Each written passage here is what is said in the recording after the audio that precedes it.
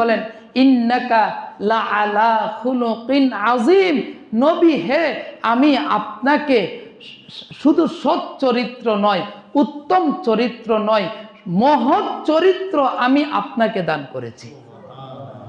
তাহলে আমাদের নবীকে কোন চরিত্র দিয়েছেন? মহৎ চরিত্র, যেটা মহান চরিত্র, সবচেয়ে ভালো চরিত্র। এই চরিত্রটাই আল্লাহ রসুলকে দিয়েছেন।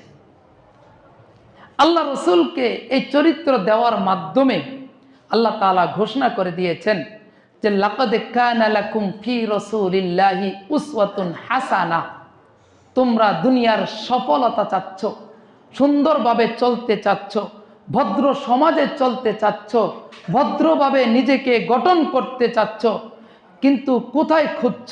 ওয়াইন্নাকা লাকাদ কানা লাকুম ফি রাসূলিল্লাহি উসওয়াতুন হাসানাহ, যে রসুল আমি তোমাদের মধ্যে প্রেরণ করেছি, সেই রসুলের চরিত্রের মধ্যে হচ্ছে সবচেয়ে উত্তম চরিত্র। আমাদের জন্য সবচেয়ে অনুকরণীয়, অনুসরণীয় চরিত্র কার নিকট আছে? রসুল সাল্লাল্লাহু আলাইহি সাল্লামের চরিত্রের মধ্যে। এখন সাহাবাই কেরাম এই চরিত্রকে গ্রহণ করেছেন। সাহাবাই কেরাম রসুলের এই চরিত্রকে গ্রহণ করেছেন। সাহাবাই কেরাম যখন রসুলের এই চরিত্রকে গ্রহণ করেছেন, তখন তারা দামি হয়ে গেছেন। কেমন দামি হয়েছেন?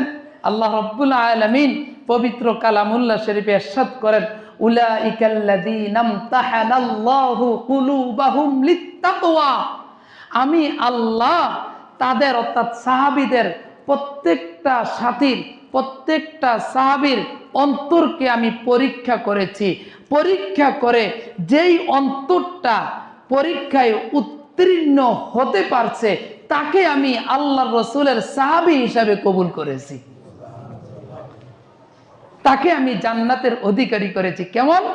আল্লাহ রাব্বুল আলামিন সূরাত মুহাম্মদ 26 পারায় বলতেছেন, রাদিয়াল্লাহু আনহুম ওয়া রাদু আনহু, যেহেতু আমার রসুলের এই সাহাবারা আল্লাহর রসুলের আদর্শকে গ্রহণ করে, চরিত্রকে গ্রহণ করে, অনুসরণ করে, অনুকরণ করে, তারা যেহেতু দামি মানুষ হয়েছে, আমি আল্লাহর উপর রাজি খুশি হয়েছে, ওয়া রাদু আনহু, আমি আল্লাহ তার উপর রাজি খুশি হয়ে গেলাম। এই সাহাবায়ে কেরাম, এই সাহাবায়ে কেরামদেরকে আমার অনুসরণ। সাহাবায়ে কেরাম আল্লাহ রসুল থেকে আমল শিখেছেন। সাহাবায়ে কেরাম থেকে যারা তাবেঈন আছেন, তারা আমল শিখেছেন, চরিত্র শিখেছেন। তাদের থেকে যারা তাবেঈন আছেন, তারা